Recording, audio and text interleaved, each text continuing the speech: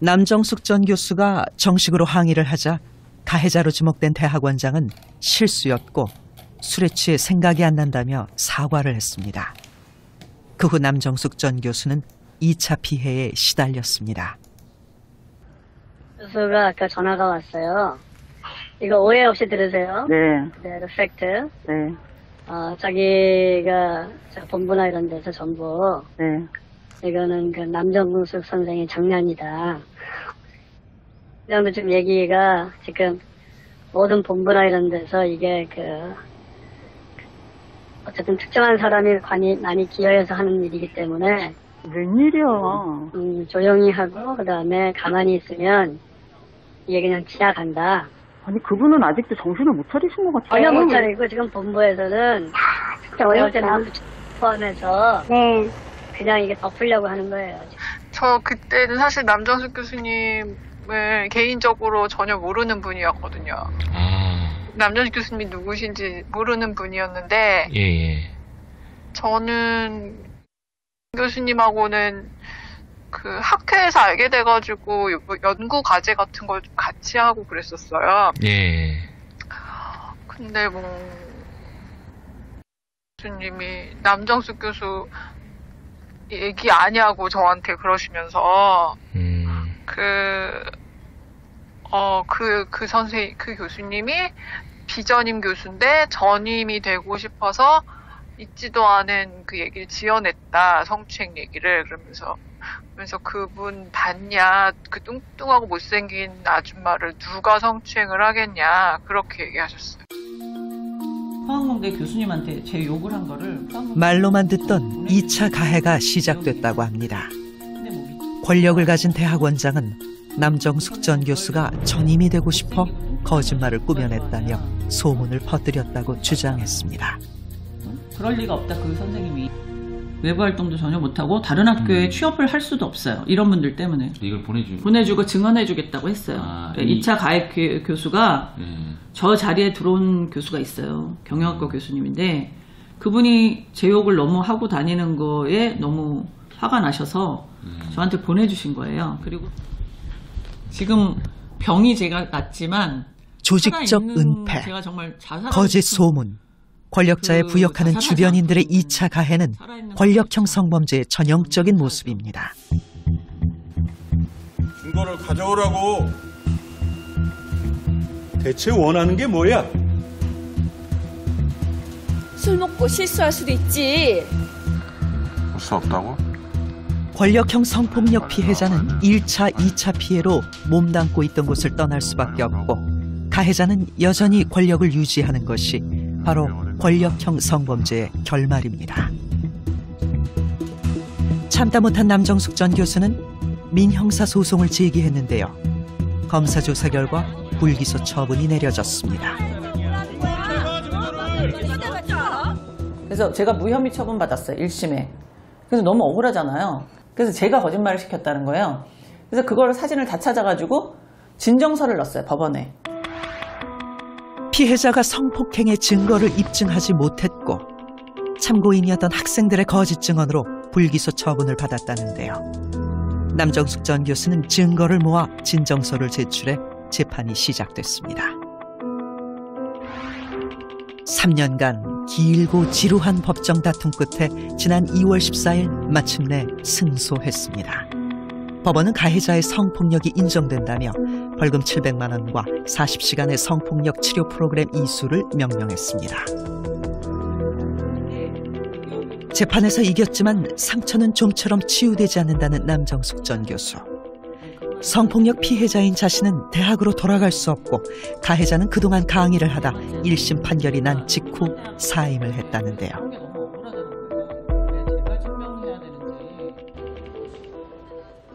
가해자의 입장을 들어보기로 했습니다. 여보세요? 예, 저 교수님 되시네요. 안녕하세요. 저는 EBS 다큐시 세미나 프로그램 박성 PD라고 하는데요. 예, 잠깐 이렇게 여쭤볼 게 있어서 전화 좀. 제가 지금 사람하고 같이 있어서요. 예. 네, 그리고 그만뒀거든요. 예, 그건 알고 있는데. 남정숙 교수님하고 관련해가지고 아유, 뭐 말을 못하겠어요. 뭐 좀 곤란하신 입장인가요? 예, 아유, 요새 뭐 분위기가 귀찮아요. 말만 오고. 예. 알겠습니다. 제가 지금 손님들하고 있어서. 예. 죄송합니다. 뭐 좀 이따가 전화를 좀 얼마나 예, 죄송합니다. 죄송합니다. 예, 여보세요? 1심 재판 결과로 보면 성폭력 상황이 심각해 보이는데요. 학교의 입장이 궁금했습니다. EBS 다큐 시선에서 나왔는데요. 뭐 여쭤볼 게 좀 있어가지고. 발전이면 저희는 발전. 이거 홍보팀 있습니다. 홍보팀 쪽으로 가시면.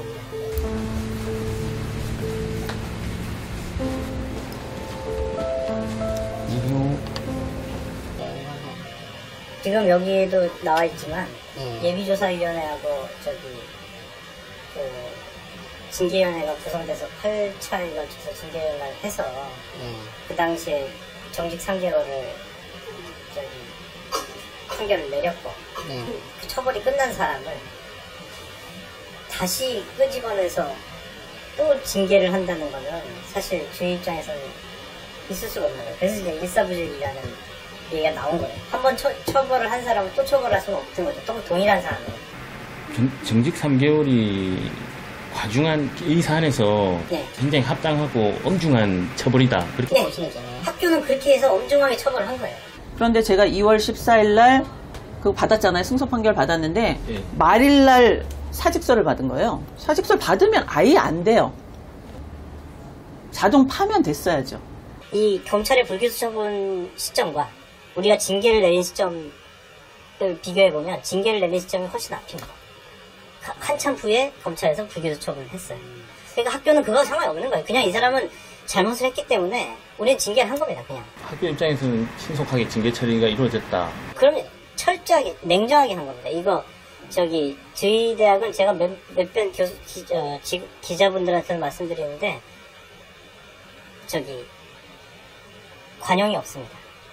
잘못을 하는 거에 대해서는 관용 없어요. 그러면 다 징계합니다. 무조건. 저희는 강행 규정입니다. 무조건 잘못하면 무조건 징계합니다.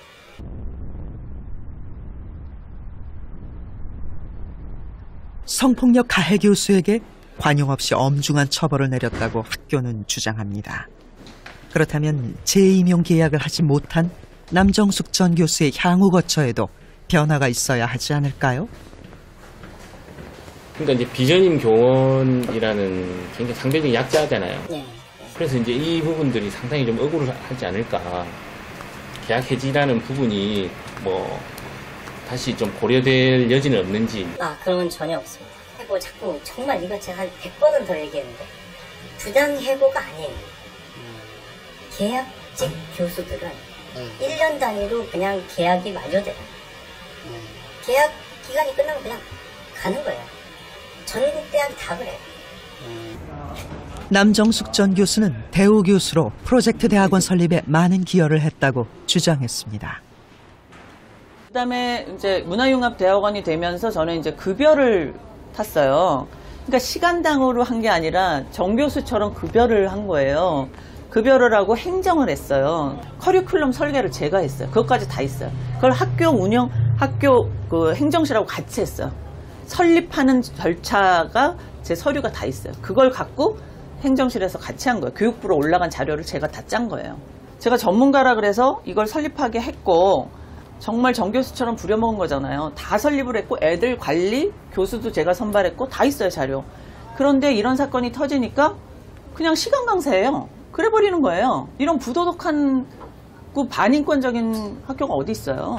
이 문화융합대학원이라는 거는 남정숙 박사가 처음에 돼가지고 이렇게 강의도 좀 하고 뭐 이렇게 하는 거에 일정 부분 기여했는 거 인정합니다. 그건 인정해요. 뭐 그거 자기 실제 팩트니까 그거. 그 이제 어떤 그 계약 해지의 사유 이게 이제 뭔지 좀 궁금해요. 계약 해지의 사유 없다니까요.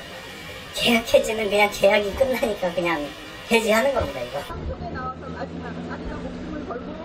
지난 3월 11일 남정숙 전 교수와 동문들이 교내 성폭력은 물론 권력에 의한 성폭력을 추방하기 위해 특별위원회를 만들어 기자회견을 열었습니다. 남정숙 전 교수와 함께하는 시작하도록 하겠습니다. 먼저 박수 주시면 좋을 것 같은데요. 저희 이 자리까지 올 수 있었던 가장 큰 힘이 되어주신 남정숙 전 교수님 오셨습니다. 네.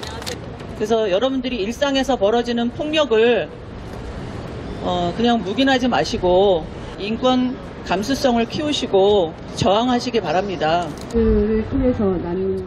기자회견에서 문제 제기가 또 있었습니다.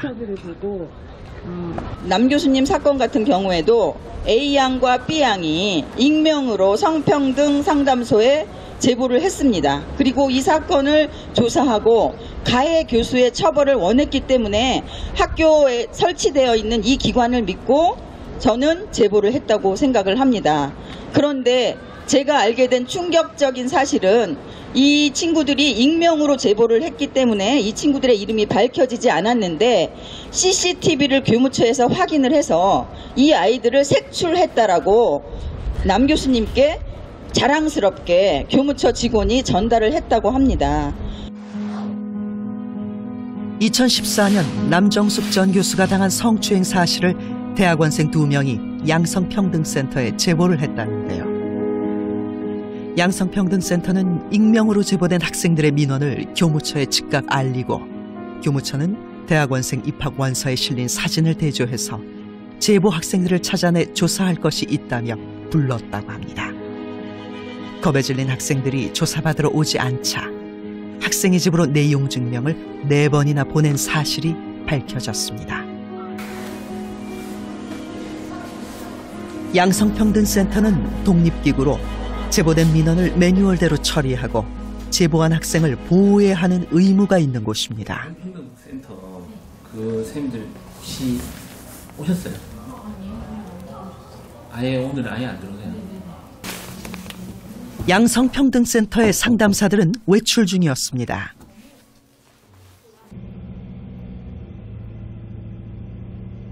제작진은 다음 날 양성평등센터를 다시 찾아갔습니다.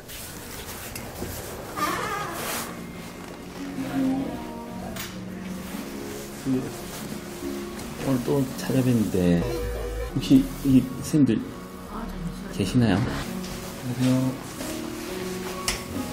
이제 EBS 저희 모든 언론은 홍보팀 갖고 말씀하시게 돼 있어가지고요. 홍보팀으로 가보시겠어요? 이 양성평등센터는 그냥 이게 독립적인 뭐 그런 홍보팀 가서 여쭤보시면 될 것 같아요. 홍보팀에 가서 모든 언론이랑 하는 거는 홍보팀 통해서 하게 돼 있어가지고 이게 독자적으로 이렇게 움직이는 그런 거라고 생각합니다. 그러니까 홍보팀에 가시면 다 들으실 수 있습니다. 평소에는 그러면 이렇게 이제 뭐 이렇게 상담 업무 같은 거 그런 걸 하시나요? 홍보팀 가셔서 여쭤보시면 돼요. 시스템에 대해서 이야기를 좀 하고 싶어가지고. 홍보팀 가시면 알려주시면 다 알고 계세요. 이걸 하면 뭐 불이익이 오나요?